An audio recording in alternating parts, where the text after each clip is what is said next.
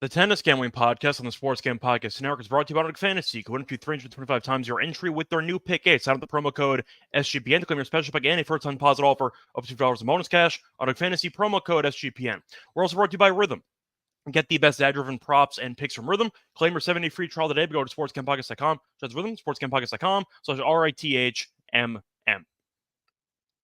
And welcome, everybody, to the Tennis Gambling Podcast here on the Sports Gambling Podcast Network. It is currently Wednesday night, roughly 10 p.m. Eastern Time on June 26th. I'm Rosso, Scott Reichel, once again going solo for this pod. Should be a bit of a longer episode because we have 8 matches to preview. It is quarterfinal time in Eastbourne and Mallorca, so we're going to preview all 8 of those matches. Before into that, though, do have to recap what happened in the last episode. So starting off with the lock and dog picks. Overall, great episode for us. Ended up sweeping. We hit Chicada on the money line as the lock at minus 145 as he ended up taking on Nardi. Wasn't easy. Won the first set comfortably, then fell apart in the second set, and then ended up recovering in the third set to win 7-5. So definitely a nice sweat there, but Hichikata got it done as he ended up winning. For the dog, ended up going with a prop, ended up going to the over half a tiebreak in the Kekmanovic and Zhang match at plus 115. That got there as the second set did go to a breaker. So once again, a nice sweep there, and we'll look for another sweep on Wednesday. Before we get into any of the actual recap, though, by the way, this match was pretty self-explanatory. Kekmanovic got out to an early lead. Thought Zhang was vulnerable based on the overall line movement against him, and it seemed like he was still fatigued after having a deep run in Halle. So either way, Zhang eventually regained his composure serving-wise. He had a bunch of holds in the second set, and eventually you ended up getting the breaker, which cashed the dog. So anyway, before we get into any of the actual recap of yesterday's, or I should say Wednesday's matches, we should remind everybody once again that you can like and subscribe on YouTube. Also a reminder to rate and review the podcast on Spotify or Apple. So no matter how you consume the podcast, either visually on YouTube or just by audio with Spotify or Apple, you can leave some feedback and some support. So don't forget to do that. No matter how you do consume the podcast, once again, leave a like and subscribe, or don't forget to rate and review. Also, a reminder, don't forget to check out the SGPN merch store because we have a lot of great Tennis Gambling Podcast merch. We have shirts, sweatshirts, and mugs. So don't forget to, once again, go to the merch store and find yourself something you might like. They have different colors, different overall options to choose from, and I recommend it all because it's all very comfortable. Now, before we get into anything else, do want to remind you once again that we have more podcasts with the network, and a reminder that we do have a fantasy football kind of ramp up going on with the network because the Sports Gambling Podcast is starting their top 10 fantasy football preview series. Quarterbacks and tight ends episodes are already live, so it's never too early to start focusing on the National Football League. So once again, if you do want some fantasy football coverage and you want to get a head start on the rest of your league, don't forget to check out the network in general, but don't forget to check out the Sports Gambling Podcast because they are going through their fantasy football breakdown for the upcoming season already. Time to get into, though, the actual recap of the matches from Wednesday. So once again, the matches we ended up winning on were the first round matches. These will be the second round, but to be honest, there's a lot of matches to recap anyway. Don't want to spend too much time. I'd rather get into the picks because it should be a long episode with the picks alone. Starting off with Eastbourne, you had Harris who ended up beating Broome. So Harris is in back-to-back ATP quarterfinals, and he was fortunate that Paul ended up dropping out of the event, which we predicted. Unfortunately, we did pick the wrong guy to come out of the quarter, as we saw Harris end up winning his first-round match, where he thought he would lose. But the point is, Harris is in another quarterfinal, and Paul ended up dropping, which we thought would happen. Besides that, Kekmanovic ended up beating up on Baez. Not a shock there. Baez are really bad at grass, on grass, and Kekmanovic's serve was a bit too much for Baez to handle, especially in that second set. Baez was fine early on, but in reality, he just allowed too many breakpoint chances, and Kekmanovic was, I'd say, opportunistic, and he was willing to capitalize on those opportunities as he ended up winning 6-3, 6-2. Giron ended up winning the marathon against Rondolo and then ended up losing to Nishioka in 3 sets. Won a marathon in the first set as he won 10-8 in the breaker, and you kind of thought he was going to win it after that, and he did not, as Nishioka was able to outlast him, dominated the third set as he won 6-2. Zhang at a marathon against Rusevori did win that one in 3. Nice come from behind win there after dropping the first set. Sonego continues to be unable to actually win back-to-back matches as he lost to Purcell in straight sets. Vukic beat Bublik, so once again we did fade the right guy in Bublik. The problem was we ended up leaning to other options that were not Vukic because Vukic was not in the field when we actually did our episode. Vukic was a last-second replacement, and that was what hurt us because I know we liked Morozin in the outright market. I'll put it this way. If I knew he was playing Vukic in the first round, I wouldn't have taken it. But Vukic ended up being a lucky loser fill-in, and I think Vukic is actually a good grass player. So once he was added to the field, I definitely thought he was dangerous to win the quarter, but we didn't have that information when we ended up recording the initial outright episode. Kaboli ended up beating a relative unknown British player in Husi as he won in 3 sets, and Fritz was able to really take care of Seaworth Wild as he won in straight sets as well. As for Mallorca, Tabilo, our outright guy, ended up winning comfortably, only dropped 5 games against Shevchenko. Mensik won a marathon against Fognini. Good effort by Fognini, but unfortunately he did fall a bit short, losing 5-7 in the final set. Jube ended up beating Walton in a matchup between 2 players that are relative unknowns for most of the ATP, I'd say, fans, but Jube did win that one comfortably, and Shelton, our other outright, ended up beating Hichikata 6-4, 6-0, as he was able to win his first grass match of the year, I believe, in convincing fashion. Nothing else to really add there. I'm trying to think of any other takeaways that are worth mentioning. I don't really have anything that's worth mentioning. I, once again, talked about Paul dropping out. I talked about Bublik once again kind of mentally punting and getting ready for Wimbledon. So not exactly a shock that a couple of the favorites to win the event either no-showed it entirely or just mentally checked out before it even started. Either way, though, point is should be a fun remainder of the tournament because we do have some outrights left, and hopefully those end up cashing. Before we get into any of the actual preview of the quarterfinal matches, though, do want to remind you once again that we are brought to you by Nordic Fantasy, because the Pick 8 is now live. You can create entries up to 8 picks, and Underdog will automatically double flex your entries. So you can miss up to 2 picks and still win your entry. With more picks to make and more ways to win, the excitement is higher than ever. Best part, you win up to 325 times your original amount. You can now use specials and boosts on all flex entries. I personally can't wait to use Pick 8 on Nafisa Collier. I'm going to go with her lower on rebounds for the game on Thursday. So check in the WNBA show as well, which will be recorded right after this. But I do like Collier to go lower on her rebound number at what should be 9.5. Don't miss out on your chance, though, before it is gone. Plus, if you're already a user, you can deposit between now and UFC 303 for a 10% bonus cash. Sign up with the promo code SGPN to claim your special pick and a first-time deposit offer up to $50 in bonus cash on a fantasy promo code SGPN. Welcome back, everyone, to the Tennis Gambling Podcast. Just finished recapping what happened in the Wednesday matches and reminding everybody of the lock and dog sweep that we had in the last episode. Now it's time to get into the actual preview for the Thursday matches, and we're going to start off based on chronological order. The matches actually start first in Mallorca. They start at 5:30 a.m. Eastern Time. Eastbourne does start at 6 a.m. So as a result, we are going to cover Mallorca first. Starting off with the first match on the card, you have Tabilo taking on Mensik, which should be a fun matchup. The line has actually moved a bit recently. I still see a couple of minus 145s or so, but it's mostly minus 155 at this point in time. You're looking at Mensik being around plus 135 the other way. As the game spread, you have minus 2 for Tabilo, plus 2 for Mensik. The over-under set at 23.5 games. For the set spread, you have Tabilo in straight sets at plus 180. You have Mensik to win in straight sets at plus 260. Over 2.5 sets is plus 130. Now, I mentioned that Mensik ended up having a marathon win against Fognini on Wednesday as he won 7-5 in the third set.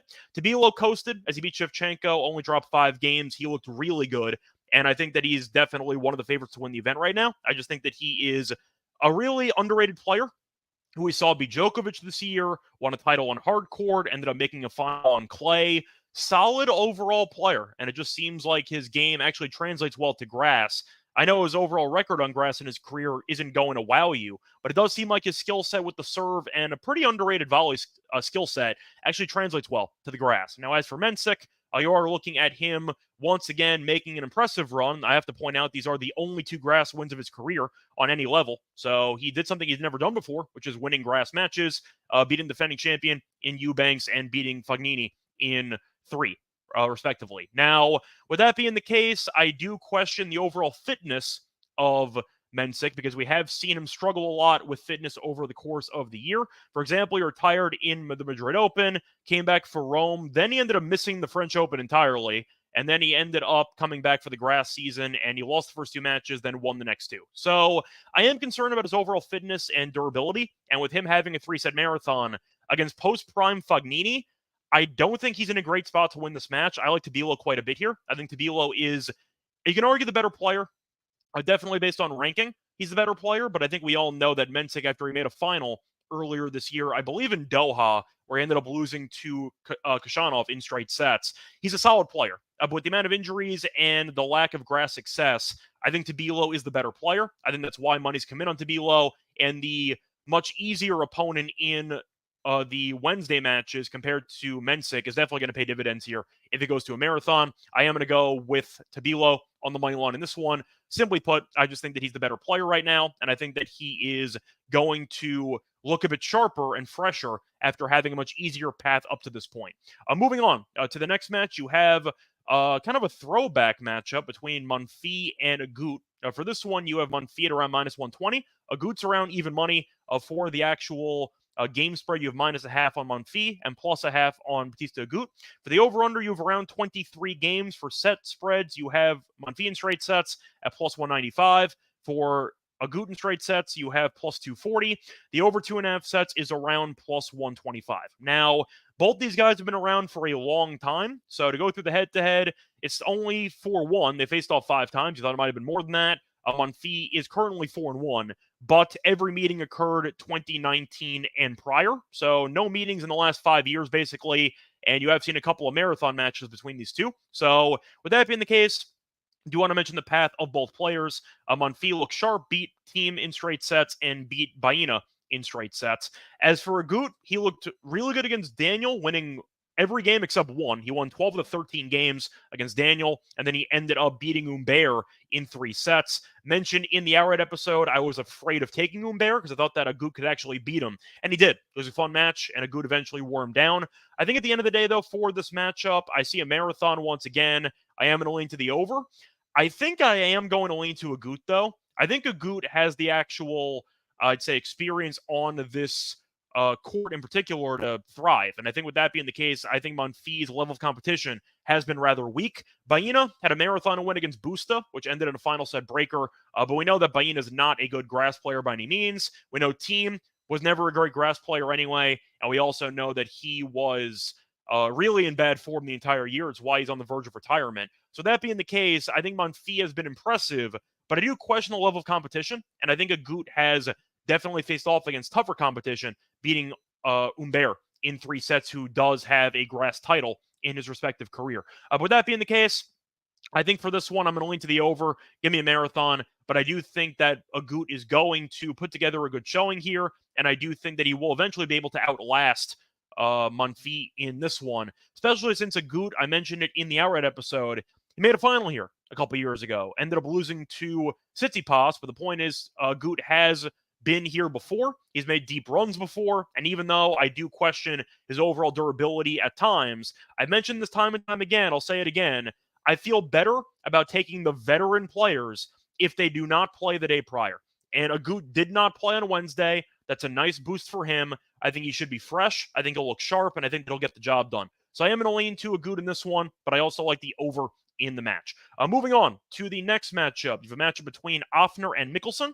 Mikkelsen's around minus 135. You have Offner around plus 115. For the game spread, you have minus 1 for Mikkelsen, plus 1 for Offner. Over-under is 23. The over 2.5 sets is plus 130. Mikkelsen in straight sets is plus 175. Offner in straight sets is plus 250.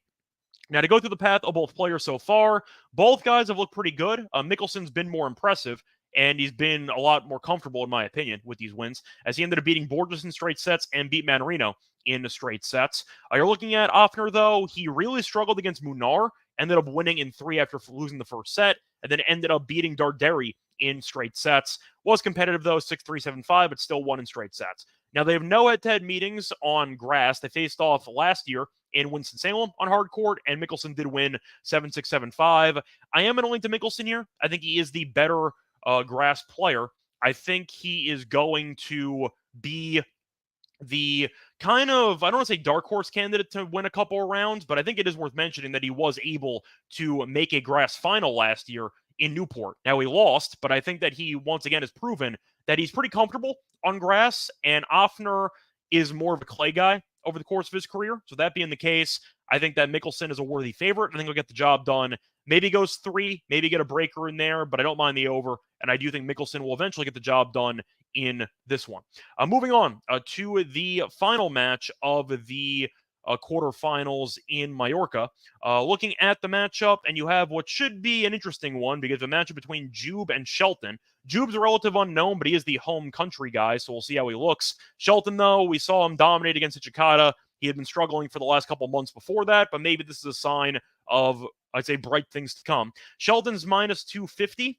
Jube's around plus 210. You have -3 for Shelton, +3 for Jube, and the over-under is around 23 flat again. Shelton in straight sets is plus 110, and Jube to win a set is minus 140. Now, Jube has not really played anybody worth a damn in the event so far, but he did have to go through qualifying, and he has been very good. So to go through the qualifying and the path for Jube, ended up beating a relative unknown in straight sets. I believe that's Nadal's, who is it, nephew, I think? Maybe. I might have made that up, or I'm trying to remember who that is, but his name is Nadal. I'm drawing a blank. I might have completely just made that up, but I know the guy's name has Nadal in it. Nadal Vivas, who I don't really know. There might be some relation there. I'm not totally sure. I think that actually might have been confusing because I think that Alcaraz's, was it nephew or somebody is also in qualifying in some event. So I might be confusing some Spanish relatives, but the point is he faced off against a relative unknown in the first round, won that one comfortably in qualifying. Then he was able to keep it rolling as he was able to beat a few more well-known players, but no insanely impressive wins. Ended up beating Montero in straight sets, beat Martero in straight sets, and beat Walton in straight sets. Did not drop more than 4 games in a single set in any set in qualifying, and including the first round match that he played against Walton. And Martero, I mean. Both those were also comfortable. Shelton, though, has only played 1 match here, and he did win comfortably. I do think that Jube can keep it interesting. I think the issue with Shelton is still the rally tolerance and the shot selection, which has been an issue because I do think he gambles a bit too much, and he is prone to unforced errors. I think Jube can make it interesting. I don't mind the over at 22.5 games. I think you're looking at what should be, in my opinion, at least one breaker, and I think it should end up being a competitive matchup.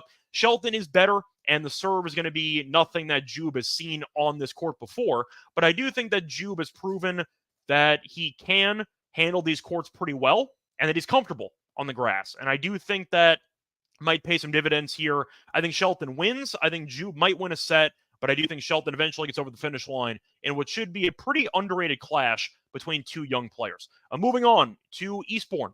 You have the quarterfinals there. So starting off with the first match on the card, you have a matchup between Caboli and Harris.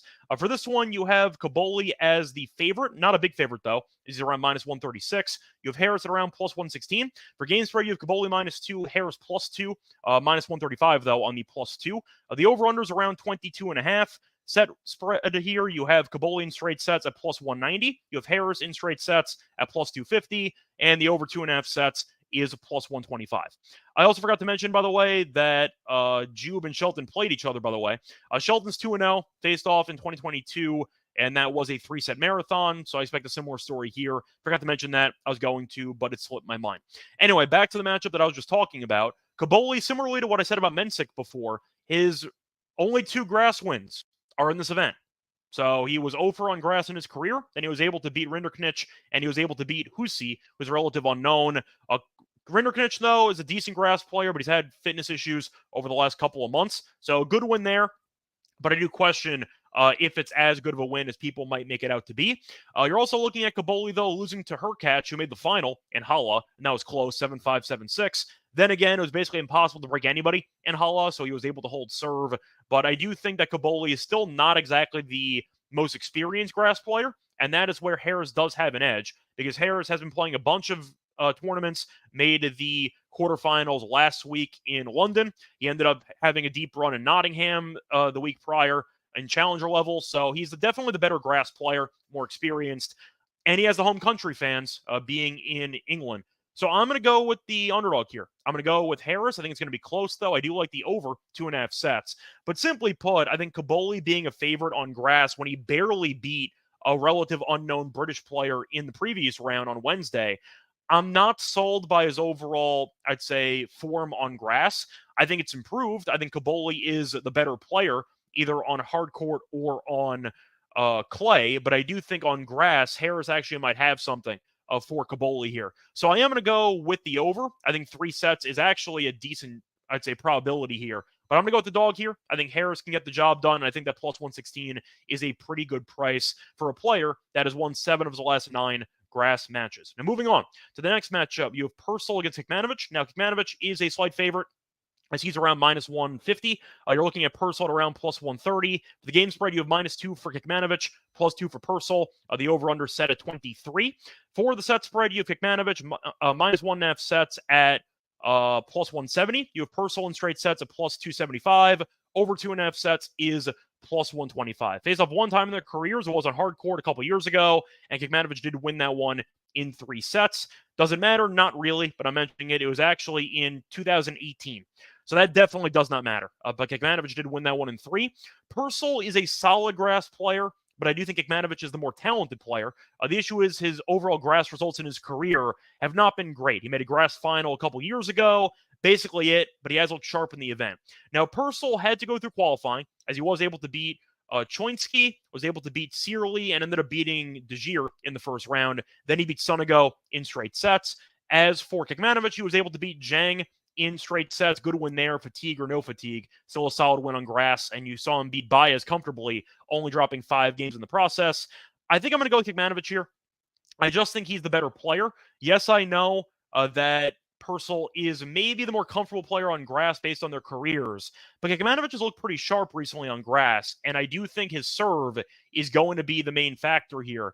I think he has a better serve than Purcell. I think that Kecmanovic's return game is pretty solid, and I do think Purcell's serve is not amazing. He can serve and volley a bit, but I do think that you're looking at a solid return game, getting him a couple of breaks that he's going to need in these sets. I'll go with Kecmanovic on the money line at minus 150. I think he's the better player. I think he'll look like it in this one. Give me Kecmanovic once again on the money line as my play in that one. Moving on to the next one, you have Nishioka taking on Vukic, which is a weird deja vu matchup because it's actually the second time they're going to face off in this event, because they face off in qualifying, and we saw Nishioka win, and now they're against each other in the main draw, which is kind of fun. But in that qualifying matchup, Nishioka did beat Vukic 7-6, 6-4, so they have faced off recently, and we saw Nishioka get the better of him. Now, they've had a couple of really competitive matches. They had the matchup in Eastbourne, which was competitive, but it was a straight set win for Nishioka. Faced off in Atlanta last year. Vukic ended up winning that one in 3. I believe he made the final in that event, I think, and then he lost to, I forgot who he lost to. Fritz, maybe, I think. But I think Vukic actually made a deep run in that event, but he ended up beating Nishioka in 3 sets. Faced off in Japan in 2018, and Nishioka did win that one in straight sets. The one common theme, though, all 3 meetings had at least one tiebreak. So if you want to go for that as a prop, that could be an option for you. I think I am going to lean to Vukic, though, to get revenge. I do think that he's been playing solid tennis, beat Morozin, beat Bublik in straight sets, good form. Nishioka, though, did beat Giron, who was off a nice win against Strundalo. I like the over. I think these guys are going to kill each other, but I do think that Vukic will get revenge. I just think the serve will look a little bit too sharp, and I think Nishioka is going to struggle, at least in some capacity, to hold serve on a regular basis like Vukic should. So I actually am going to go with the immediate revenge angle. I am going to lean to Vukic here. The odds are interesting, though. He's minus 120, and Nishioka is even money. So I do find it pretty telling that Nishioka just beat him in qualifying, and Vukic is favored in the rematch. I think that's kind of trappy. I think it's daring people to take Nishioka. I'm not going to do it. I'm going to go with Vukic in this one. I think Vukic has a shot to actually make a deep run in the event, and I think with the overall, I'd say the break that he had to actually make it into the field in the first place was all he needed, and now he's beaten 2 pretty solid players. Bublik, we know, is good on grass. He's a head case, but still a good win nonetheless. I think that he'll be able to serve well enough to get the job done. Give me Vukic in this one. Moving on to the last match, you have what is a pretty lopsided one. In fact, I think it's the biggest favorite on the board. You have Fritz at around minus 400. You have Shang at around minus 330, give or take. Plus 330, I mean. You have Fritz at minus 4. You have Shang at plus 4. The over-under is around 22.5. For set spread, you have Fritz minus 1.5 sets at around minus 125. You have Shang to win a set, at plus 100. And you have the over 2.5 sets at plus 160. Face off one time before, and Shang actually won the first meeting. So if that does matter to you, I am in a, actually, I just made that up. I thought he did win a head-to-head meeting. He did not. Never faced off against each other, so I don't know where I got that from, but that was a lie. So Shang ended up never facing off against Fritz, but he was able to win the first 2 rounds in 3 sets, as he was able to beat Echeverry in 3 and beat Rusevori in 3. Even in qualifying, ended up beating Atta in 3 and had a 7-5, 7-6 win against Husi. So he's had a couple of marathons, and Fritz has been coasting. He had a bye, and he beat Seaboth Wild in straight sets. Also a 2-time champion here. Good enough for me. I'm going with Fritz. I think anytime you can get a guy with this big of a serve on grass, who is once again a multiple-time champion in this particular event, I like the value quite a bit. I think that he's in line to get the job done. I think minus 125 is a bit cheap to win in straight sets.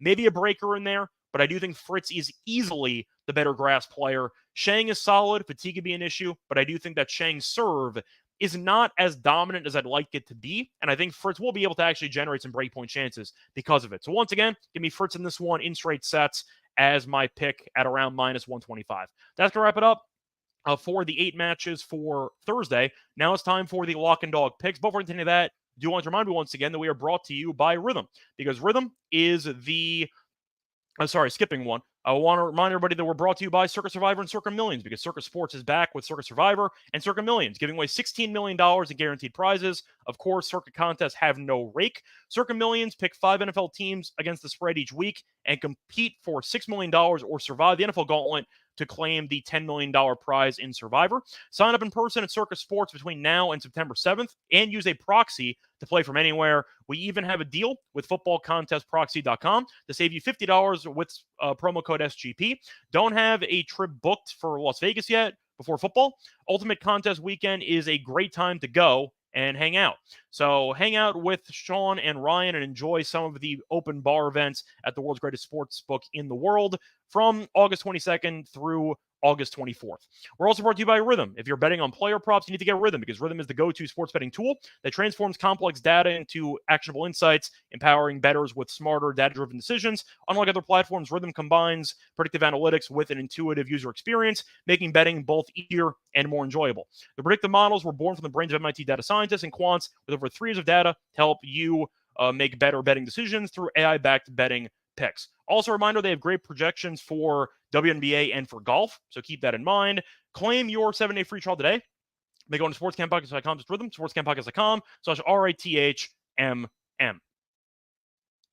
Welcome back, everyone, to the Tennis Gambling Podcast. Just finished previewing the 8 quarterfinal matches on Thursday in Mallorca and in Eastbourne. Now it's time for the lock and dog picks. For the lock, I am going to go back to the first match we actually talked about. I am going to go with Tabilo on the money line at minus 144. If you could only find like minus 155, I don't mind it either. I would cap it off at like minus 165. But I do like it at 144 because I know the line's not going to be there for much longer. I mentioned before, Mensik has had a bit of a roller coaster ride to make it up to this point, as he beat Eubanks in 3 in the first round and then beat post-prime Fognini in a marathon with a 7-5 final set on Wednesday. So fatigue could be an issue for Mensik because he had a marathon match yesterday and he's playing immediately in consecutive days. Plus, that injury history. So with that being the case, I do question if Mensik will physically deteriorate as the match progresses. And with that being the case, I do think that's going to give an edge to Tabilo, who coasted in his match on Wednesday as he beat Shevchenko comfortably,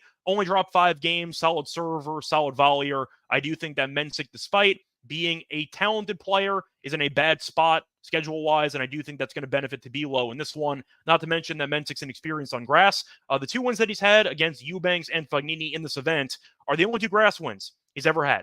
So with that being the case, I do trust the experience of Tabilo. I gave him out to win the tournament, so I clearly like him in general as a player, and I do think he'll get the job done. So give me Tabilo on the money line at minus 144 as my lock. For my dog, I am going to go to the matchup between Caboli and Harris, and for this one, I am going to go with Harris on the money line at plus 116. Harris has won 7 of his last 9 grass matches, so I do trust his overall form on grass and familiarity with the courts. As for Caboli, he's only had 2 grass wins in his career, the 2 in this event, as he was able to beat Rinderknech and a relative unknown, a British player in the previous round. Harris, we saw make a quarterfinal last week before losing to Musetti, so maybe he has a little bit of an edge to him because he's trying to finally make it into a semi when he had a chance last week and he was unable to. Caboli, though, I acknowledge is a very solid player. I like Caboli a lot. but he's still not proven enough, in my opinion, on grass to be laying a decent price. And I do think in this case, laying about 135, give or take? I think it's a little bit high for me. I think he should be closer to, in my opinion, like minus 115. I see it being close to a coin flip. So with that being the case, I am going to go with the home country dog with the crowd support, who's been solid in the event. Give me Harris to win at plus 116 as my dog. So once again, my picks for the show, the lock's going to be on Tabilo Moneyline at minus 144. The dog's going to be on Harris Moneyline at plus 116. That's going to wrap it up for this episode. A reminder, you can find me on Twitter at Reichel Radio. We'll be back once again in a day to go through the semifinals in Eastbourne and in Mallorca. So stay tuned for that coming up probably Thursday night. So keep an eye out for that. Until next time, though, you can find me on the NBA show, find me on the WNBA show. Episode's going to be coming out in about 10 minutes, by the way. So if you do want to stay on the network and you want to get some women's basketball picks for Thursday and Friday, then move over to the NBA Gambling Podcast YouTube channel, or just follow me on Twitter at Reichel Radio, and you can find the episode. Other than that, though, good luck to all of you and all of your bets. Bye, everyone.